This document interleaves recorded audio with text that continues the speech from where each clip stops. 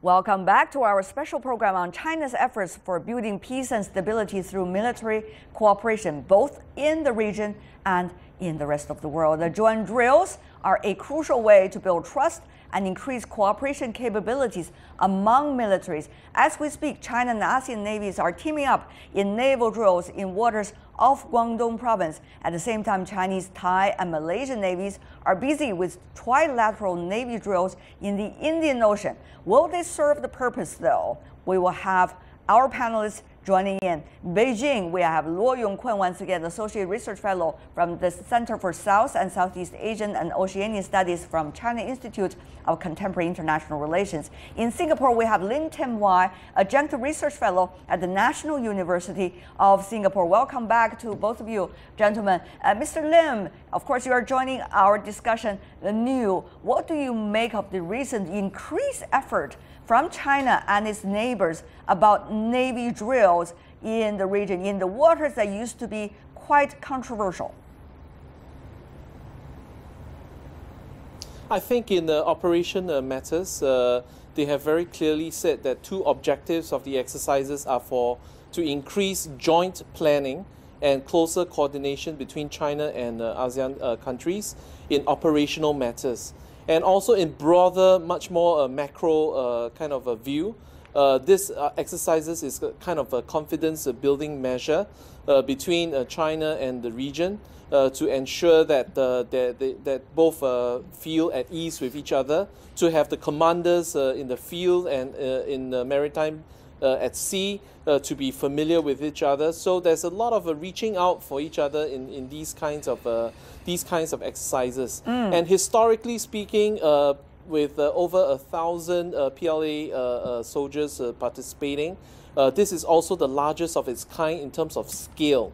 So in terms of scale, I think there is also a demonstrative sort of effect that China is reaching out to ASEAN, and ASEAN is also trying to understand China's military use and security concerns in places which are of common interest to both parties, like piracy and other non-traditional security issues. Yes, indeed. That joint planning certainly is quite a new start, isn't it, Mr. Luo? If you think about the controversies China and its neighbors involved in the South China Sea in the past few years, Mr. Luo.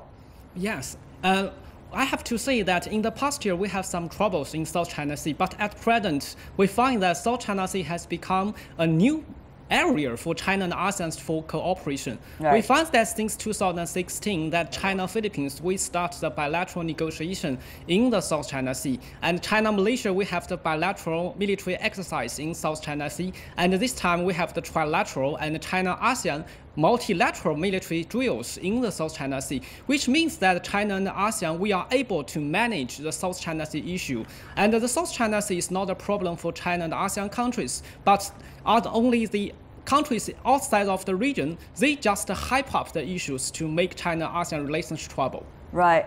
There is the process of COC, as you may know, Mr. Luo. Explain to our audience, why is it important and how is that paving the way for now more building of trust and confidence between China and the Southeast Asian countries? Yes, COC is very important because COC is the multilateral agreement that China and ASEAN wants to reach. COC stands for Code of Conduct, which is the things that every country needs to follow in the region. Yeah, the COC, the agreement that China-ASEAN wants to reach to maintain peace and stability in the South China Sea. That is very important. That under the framework of COC, China and ASEAN will discuss how to start our military exercise, how to start our military cooperation in non-security problems. So that's very important for China and ASEAN countries to understand each other, especially to understand its militaries. That is exactly where the so-called joint planning, as Mr. Lim earlier illustrated about this joint naval drill, is taking place. Why it could happen. But joint planning, what kind of planning? To what extent will those preliminary stage of joint planning be able to help build the confidence? Mr. Lim, will that speed catch up with the need? That is the question, Mr. Lim. Very often when we think of maritime and sea logistics, we don't realize how complex the operation is. And this joint drill is taking place in the Straits of Malacca. And the Straits of Malacca is one of the waterways in the world. We are talking about 80,000 vessels passing through the waterway. And you can imagine how complex it is because it is such narrow straits. Geographically, it's a choke point. So it helps if the authorities, the navies, and the stakeholders can cooperate, coordinate, and joint plan with each other to ensure that the waterways is safe to have the passage and also be able to ensure the safety of the merchant shipping over there, especially since in points of time in the past there has been incidents of piracy as well as theft of oil from the ships when they are parked stationarily.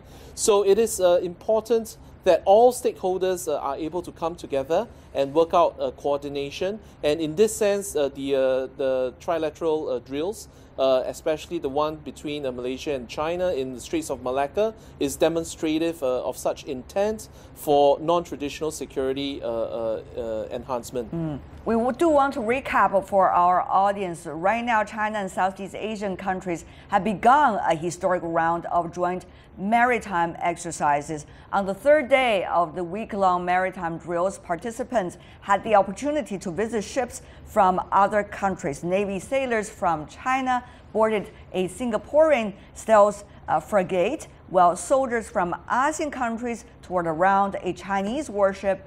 These are only part of the efforts to build confidence among all. The exercises are the first of their kind between China and the ASEAN countries. More than 1,200 military personnel are taking part in the exercise, which includes maritime safety, medical evacuation, and search rescue operation. The drills come amid lingering tensions in the South China Sea. The navies of China and 10 other members of the ASEAN countries agreed to hold first ever maneuvers as part of the efforts to promote stability and ease tensions across the disputed sea.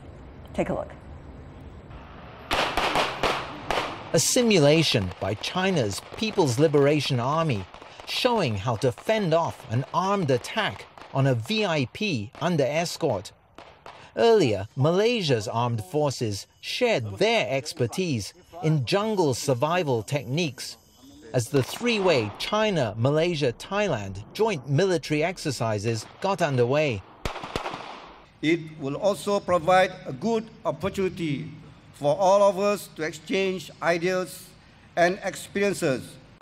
Tabletop exercises focus on a complex security and economic crisis scenario involving a fictitious island in the Strait of Malacca. Let's join hands to raise trilateral military cooperation to a new level and contribute to a deepening of the comprehensive strategic partnership. Strategic and military cooperation between China and Malaysia reached new heights when Najib Razak was Prime Minister. So understandably, there were questions about the direction the relationship would take with a new government and Prime Minister taking power. These exercises will help ease any concerns. China is sending a destroyer and a frigate for the naval exercises that begin in the Malacca Strait later this week. And nearly 600 personnel from Malaysia, 700 from China, and 50-odd from Thailand will take part on land and sea. So now everybody has an idea about exactly what is going on with those drills.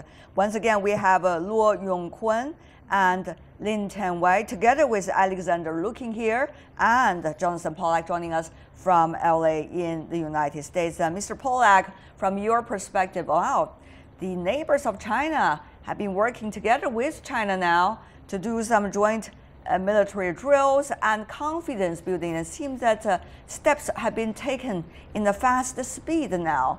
What does that mean once again for the United States? Well, I would agree with you that the pace of these activities, the complexity of these activities has gone up. It's hard to imagine that, let's say, 10 years ago, we would have seen activities like this.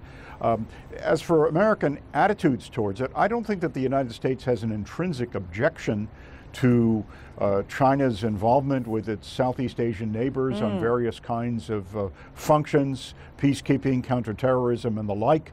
This seems a natural and logical step in terms of interactions with regional partners. And of course, from the point of view of what ASEAN encourages, this obviously fits very, very well.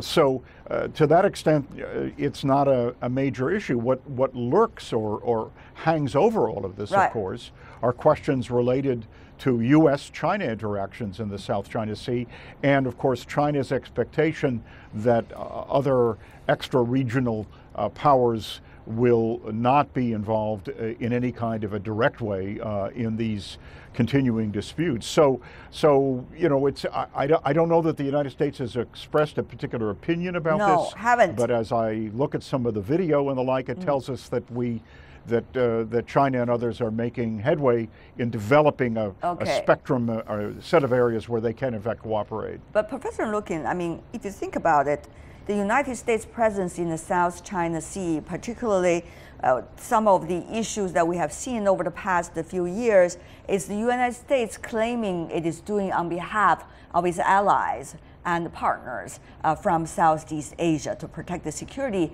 of them. So now when China and these countries getting closer together, building confidence about each other's actions toward the region, so will the U.S. In a way lose some kinds of, you know, excuse or name or title when it comes to its presence in the region, or some forms of its presence in the region?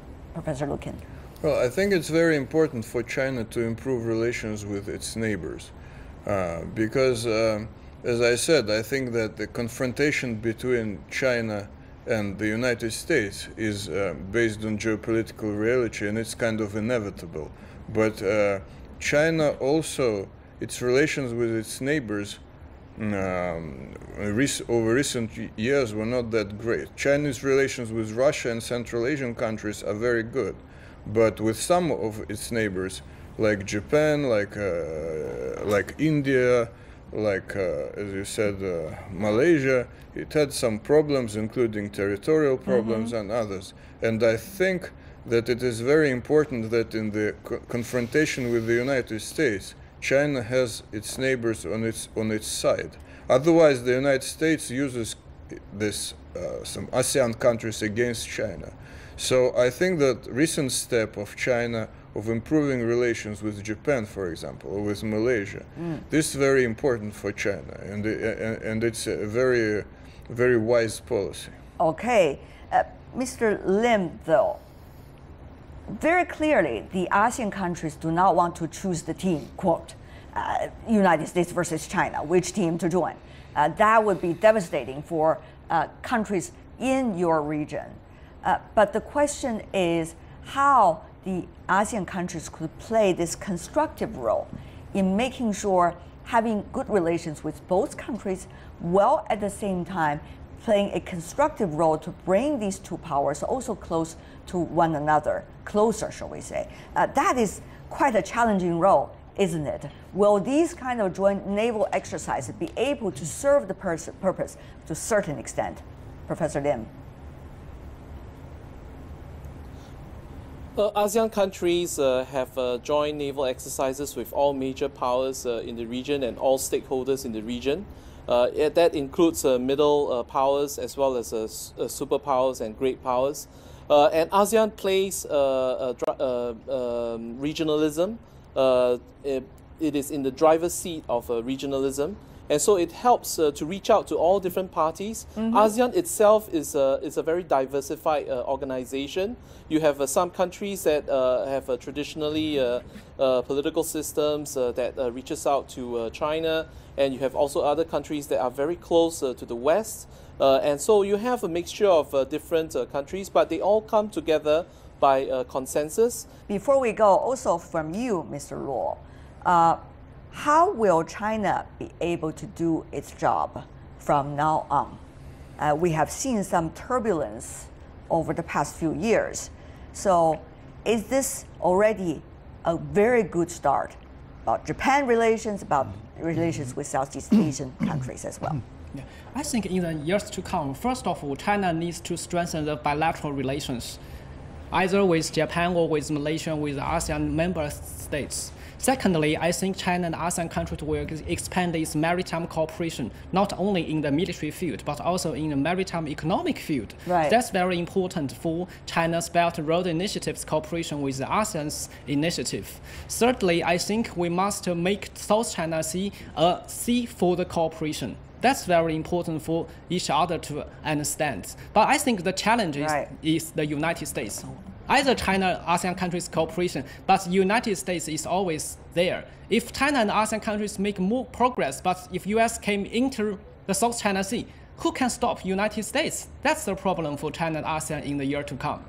One of the most important things that we have realized today through the discussion with all of you, gentlemen, is that we have more significant players, whether in group or as individual, now on the map of the world security, and we'll see how things would evolve from here. Thank you so much for joining us. A very strong team of discussion. Luo Yongkun, Alexander Lukin, Jonathan Pollack, Lin Tianwei. Really appreciate it. And that is all the time we have for today. If you'd like to see more, try to find us World Insight CGTN into your search engine or check out our YouTube channel. Also follow us on Twitter, Facebook, and Sina Weibo from me, Tianwei, and everyone on the World Insight team. Thanks for watching our special program about China's security scene in the region and beyond. And tune in again next time for insights across China and around the world. Good night.